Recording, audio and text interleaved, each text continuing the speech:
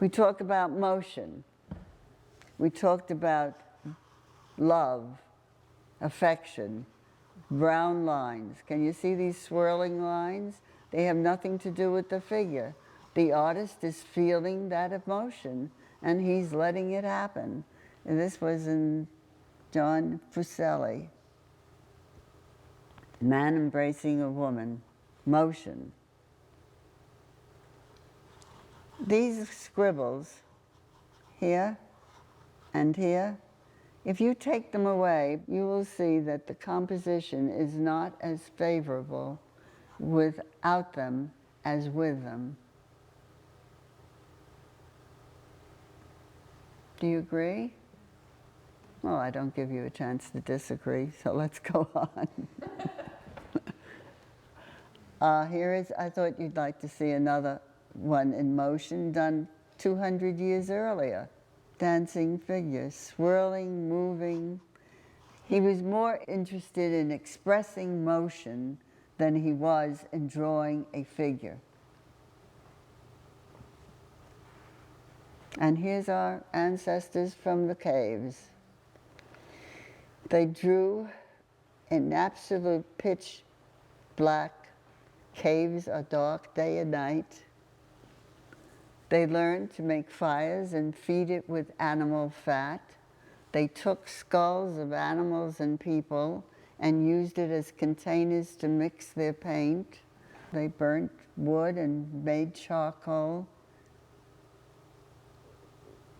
30,000 years ago. Talking about motion, the butting of the heads of the bison, you can feel almost the weight of their bodies. If you look at just how this line changes, notice how thick it is, and then it gets lighter, and then it gets heavier, and very heavy down here to indicate the weight of the body. Notice how this is like bulging, and this is bulging. Now they could have done it by looking at the cave wall and seeing where it bulges and use that to do the picture of a bison or a horse, or they carved. They did both. So they were making three-dimensional drawings on the caves, and they also painted.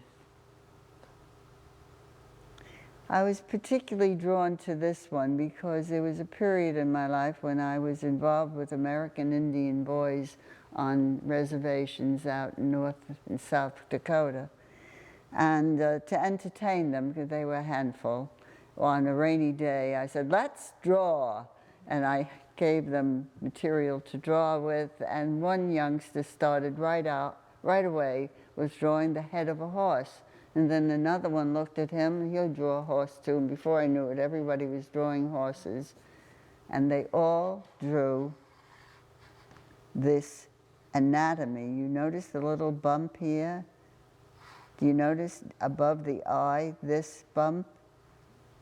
You know, they understood the same thing the cave people did.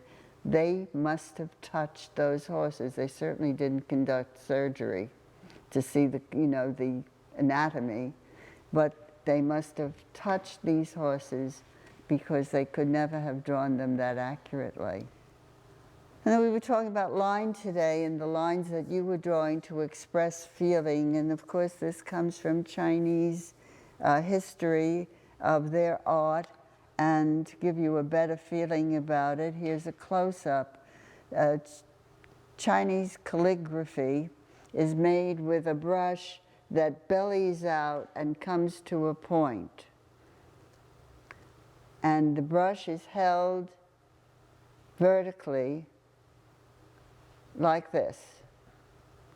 And it's an action movement. Fast and very demanding technically for the standards of the art. But if you want to appreciate, to take one stroke and have it end with a point here, and then be the same line, get thick here, thin here, thick here and very heavy as you go down. And I'm just trying to get your eye to see the variations of this very fast line. And to appreciate it even more, I found this.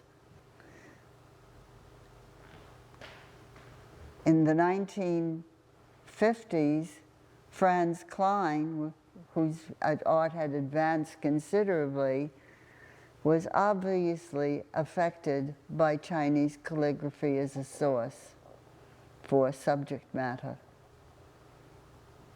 a source for expressing. His concern, this is action painting, just like calligraphers do action drawing. If he left out either this part of the gray or this part of the gray, the piece would not be as well balanced. And if you check it every once in a while, you will see that balance, composition, unity, and of course the gray unifies the piece. If there is only a blotch of gray in one place, it will not feel right. It won't be unified. And here is Steve Martin, who bought that painting. He was congratulated by the critics for having good taste, got into a white tuxedo, had someone paint him up. He also put on white gloves, which I thought was an excellent decision. Just try to imagine his bare hand. It just would have it would have interrupted the balance and unity of the piece. And who took the pictures? None other than Annie Leibovitz, and they put it on Rolling Stone cover. And there he is, enjoying his painting. And the painting's subject matter comes from lines, the art of lines. This is Lovis Corinth, a self-portrait. The hands and the face. The hands are the closest to the viewer in space, and you go out back a little and the head is behind it. The head is obviously out of proportion.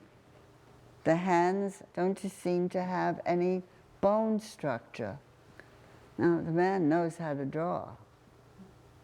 These are choices that he made, or choices that he got around. Does this drawing have an expression for anyone here? What would you say is the mood, the expression of this piece?